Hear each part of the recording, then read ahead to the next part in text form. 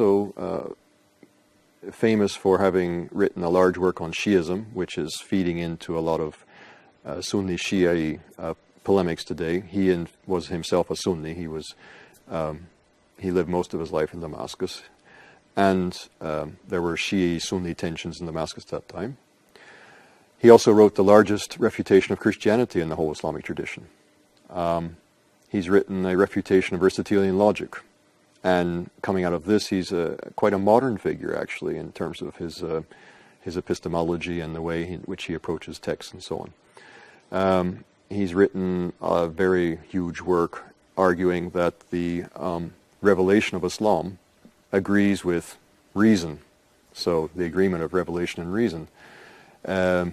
He's talked about Sufism and the spirituality of Islam, and he is well known for his critique of saint worship, shrine worship, or the shrine cult. So he covers all kinds of things, and there are different groups of Muslims and non-Muslims today who have taken interest in his work on any one of these counts and gotten quite into his thought. But he has something to say about a lot of different things. He stands about midway between the beginning of Islam and the present day. He lived in the late 1200s, early 1300s. He died in 1328.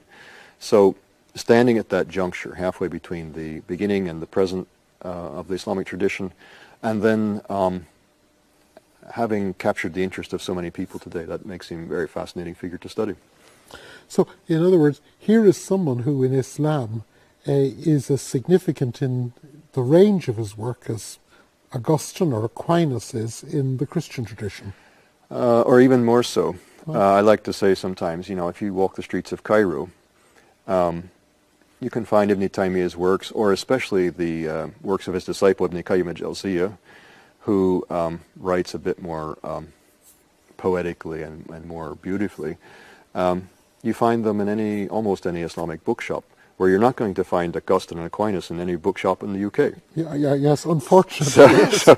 So there's a sense in which Ibn Taymiyyah and Ibn Qayyim al-Jawziyah, his student, are more present in centers like Cairo and. So studying him is not just studying the historical thought in the way that we might study the historical thought of some great thinker in the past. It's actually studying a living force in Islamic understanding today. Yes, studying Ibn Taymiyyah is indeed studying a living force in the Islamic tradition, the present-day Islam. To what extent is Ibn Taymiyyah today? We spoke earlier about him being a living force. Mm-hmm. What would you say is the most salient of his thoughts that is active today?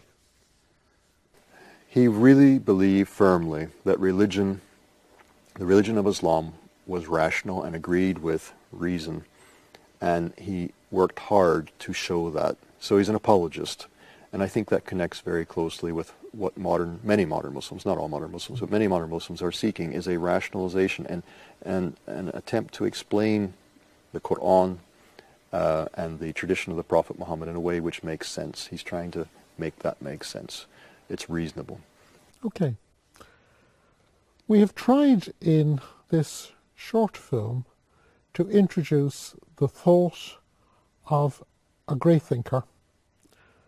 I hope you found it interesting, and I hope that it has helped you to discover more and whet your appetite to study even more. John, it's been great having you. Thank you. Thank you for watching. And from the Department of Theology and Religious Studies here in the University of Nottingham,